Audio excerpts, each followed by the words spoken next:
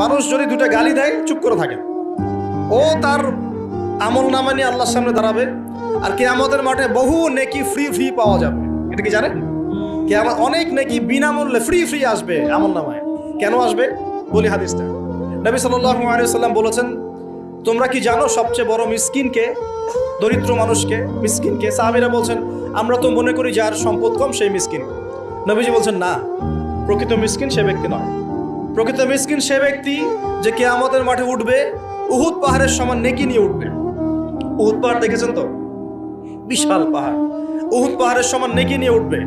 নামাজের নেকি, যাকাতের নেকি, হজের নেকি, ওমরার নেকি, বিভিন্ন নেকি। কিন্তু দেখবে সামনে বহু মানুষ দাঁড়িয়ে আছে। কেন দাঁড়িয়ে আছে? কারো কাছ থেকে টাকা নিয়েছে, টাকা শোধ করে নাই, কাউকে গালি দিয়েছে, কাউকে অন্যায়ভাবে অপবাদ দিয়েছে, কাউকে আঘাত করেছে, কারো উপর জুলুম করেছে ইত্যাদি। বিভিন্ন রকম মানুষের সাথে জড়িত পাপ ছিল, ঠিক আছে? কারো গীবত করেছে, কাউকে তহমত দিয়েছে ইত্যাদি। এখন আল্লাহ পাক বলবেন, এই ব্যক্তির নেকির যে পাহাড় আছে এখান থেকে নেকি নিয়ে ওদেরকে দিয়ে দাও। বলেন নাউজুবিল্লাহ।